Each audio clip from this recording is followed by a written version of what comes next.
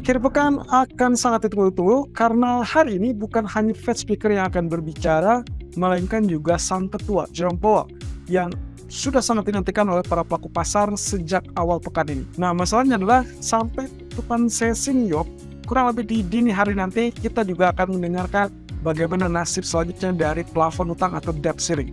Walaupun kabar yang hangus sampai saat ini ada tanda-tanda positif untuk dicapainya kesepakatan. Tapi kira-kira apakah itu bisa terjadi atau tidak? Kita cek terlebih dulu uraian berikutnya. Nah, data ekonomi malam ini tidak ada data ekonomi sama sekali, melainkan semua terfokus kepada Fed speaker dan juga speech dari sang ketua Jerome Powell. Ya, sengaja saya tandai di sini adalah ketua Jerome Powell karena eventnya dia akan hadir dalam diskusi panel yang diselenggarakan oleh Federal Reserve. Dan kali ini topiknya tidak main-main. Semua tertuju kepada kebijakan moneter. Tapi sebelum itu kita juga akan mendengarkan kembali dari Fed Williams, yaitu Presiden Federal Cabang New York yang kemungkinan dia akan kembali mengutarakan ataupun menyampaikan ulang apa yang sempat disampaikannya 2 hari yang lalu. Lalu kemudian ada Michelle Bowman, hanya berselang 15 menit kemudian, dan barulah kita akan menghadapi Ketua Jerome Powell. Dan kali ini di dalam diskusi panel yang dihadiri oleh Ketua Jerome Powell juga akan dihadiri oleh mantan Ketua Fed yaitu Ben Bernanke. Rasanya ini akan agak seru dan kemungkinan volatility diharapkan akan sangat meningkat menjelang atau bahkan memasuki sesi New York nanti malam. Tapi di sesi penutupan atau menjelang penutupan sesi New York, hati-hati karena kita akan lanjut dengan apa yang akan disepakati oleh kedua pihak, yaitu dari Gedung Putih dan juga Ketua DPR. Nah, masalahnya ini masih tetap 50-50. Ada beberapa rumor yang juga mengatakan mungkin belum akan langsung ditemukan kesepakatan.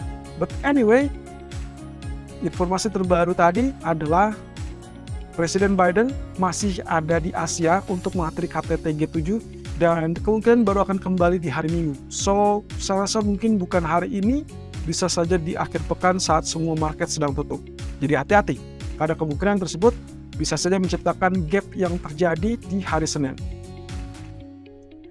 Ya, fokus minggu ini semua sudah dirilis dengan data retail sales China, lalu kemudian labor market dari UK, dan juga retail sales Amerika, sehingga menyisakan tentang fokusnya semua kepada pidato Fed, seperti yang tadi sempat kita uraikan di ulasan pertama.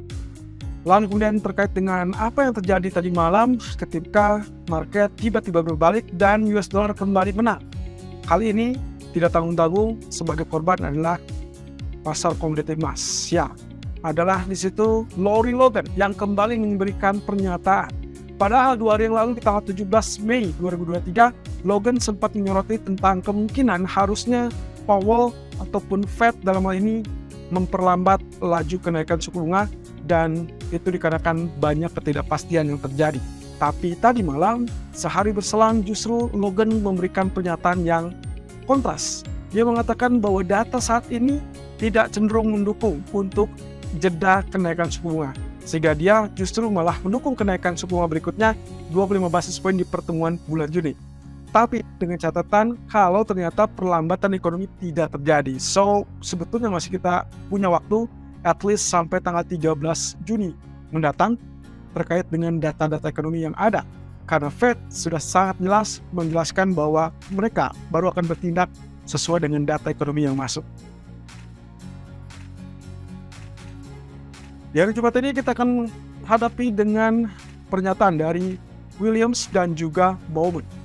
Williams juga sama halnya dengan apa yang sempat terjadi tadi malam, yaitu terkait dengan Lori Logan, di mana Williams 2 hari yang lalu sempat mengatakan bahwa Fed belum mengisyaratkan selesai dalam hal kenaikan suku bunga. Apakah nanti malam dia akan memberikan pernyataan yang sama, kembali menegaskan atau tidak, itu yang akan sangat dicermati oleh para pelaku pasar. Yang dikhawatirkan adalah mirip dengan apa yang disampaikan Logan. Dengan demikian, kasus untuk hawkish kelihatannya masih tetap menghantui market, dan kemungkinan kita akan melihat tekanan di sisi indeks saham ataupun emas. Lalu kemudian untuk Michelle Bowman sendiri, ya kita anggap ini mungkin senjata terakhir, di mana dalam pernyataan-pernyataan sebelumnya, Bowman juga kecenderungannya dalam sisi hawkish. Jadi apakah dia akan berubah menjadi less hawkish atau tetap di sisi hawkish? Kelihatannya bebannya masih tetap tinggi, dan semua tertuju kepada data-data ekonomi terbaru, di mana retail sales menunjukkan data yang relatif masih sangat kuat. Ya, all focus to Powell. Tidak bisa dipungkiri bahwa Powell akan menjadi magis dari semua perhatian para pelaku pasar. Kali ini di jam 22.00 waktu Indonesia bagian Barat, Powell akan memberikan pidatonya di sela-sela acara yang diselenggarakan oleh Fed. Dan topik utamanya adalah perspektif tentang kebijakan moneter. Ya, jika mengacu kepada apa yang disampaikan di pernyataan atau di press conference di bulan Mei yang lalu, maka ada 3 hal yang menjadi sorotan, yaitu terkait dengan jeda suku bunga yang baru akan disampaikan ataupun dilaporkan di pertemuan bulan Juni mendatang. Dan itu berarti 13 dan 14 Juni, dan inflasi yang dinyatakan masih terlalu tinggi sehingga dia tidak terpikir untuk kemungkinan pemangkasan suku bunga sampai akhir tahun 2023. Padahal sampai saat ini market bisa dibilang mungkin mengharapkan pemangkasan tersebut. Kemudian yang ketiga adalah tentang kebijakan berikutnya yang masih berbasis kepada data ekonomi. So, 3 poin utama itu saja sudah cukup untuk menekan market. Tapi lagi-lagi masih cukup terbuka sampai 2 atau 3 minggu ke depan menjelang pertemuan FOMC bulan Juni. Nah, apa yang harus diperhatikan? Perhatikan saja apa yang akan disampaikan oleh Powell dalam pidatonya. Apakah dia kecenderungannya memiliki pandangan yang serupa dengan Lori Logan atau tidak? Yaitu terkait dengan kemungkinan kenaikan suku bunga masih bisa terjadi dan dukungan juga terkait dengan kenaikan berikutnya 25 basis point. Well, perkiraan saya, kalaupun misalkan iya, maka kemungkinannya market sudah mulai mengantisipasi sejak dini. Dan itu terlihat dari posisi yang ada. Fed pricing dalam 1 minggu terakhir. Kenaikan 25 basis point awalnya hanya diperkirakan sekitar 10% saja kesempatan yang bisa terjadi. Tapi setelah apa yang disampaikan oleh Lori Logan tadi malam, maka kesempatan tersebut semakin tinggi, semakin terbuka dengan kemungkinan 32%. Kalau saja ternyata Powell memberikan hal yang serupa atau senada, maka dipastikan ini akan semakin meningkat, dan itu berarti kekhawatiran terhadap market, terhadap kenaikan suku bunga berikutnya masih bisa memunculkan tekanan di sisi emas ataupun bahkan indeks saham. Ya, ekspektasinya untuk pemangkasan suku bunga sepertinya sudah mulai berkurang. Kalau sebelumnya mereka memperkirakan di akhir tahun atau sampai akhir tahun akan ada 3 kali kenaikan, kali ini mereka justru hanya kecenderungannya mengharapkan 2 kali saja.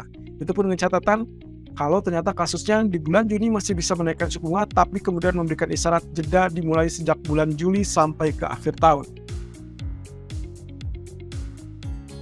Dan secara pamungkas, di akhir atau penghujung sesi New York, kita tetap harus mewaspadai kesepakatan apa yang bisa dicapai. Apakah kali ini bisa langsung dicapai, karena mengingat di tanggal 29 Mei mendatang, US Memorial Day, itu berarti tanda-tanda market semuanya libur, dan juga memasuki masa reses dari DPR.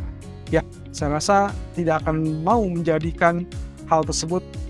Ya, saya rasa ini akan menjadi sangat penting, karena kebijakan terkait dengan kenaikan plafon utang sangat dinantikan oleh para pelaku pasar. Kalau saja yang dicurigai oleh JP Morgan bahwa kemungkinan masih bisa gagal atau bahkan ditunda kembali, maka hati-hati. Reversal untuk safe haven kemungkinan baru akan terjadi kalau ini memang terjadi penundaan. Tapi kalau ternyata terjadi kesepakatan, well, everybody happy, dan kemungkinan indeks saham lah yang akan menjadi pemenangnya untuk mulai kenaikan. Tapi kemudian harus diwaspadai karena potensi kenaikan suku bunga dari Fed itu yang akan menggagalkan selera terhadap risiko. Dan itu berarti nanti kita tinggal tunggu waktunya emas untuk mengalami rebound. Tapi hati-hati dengan level 1945 yang sampai saat ini mungkin masih tetap bertahan. Tapi di malam hari atau bahkan di penghujung sesi New York, kita belum tahu, dan bisa saja apa yang terjadi di hari Senin terkait dengan gap, baik itu gap up ataupun gap down. Ya, jadi sebetulnya kita belum dalam fase istirahat dengan tenang, karena terkait dengan jeda kenaikan suku bunga dari Fed pun masih bisa digagalkan atau dibatalkan. Dan ini terkait dengan data ekonomi yang muncul sangat kuat, dan dikhawatirkan kemungkinan itu yang akan menjadi problematika. Well, terlepas dari itu semua harus mengantisipasi juga terkait dengan kesepakatan yang akan dicapai oleh pemerintah dan juga Kongres terkait dengan plafon utang.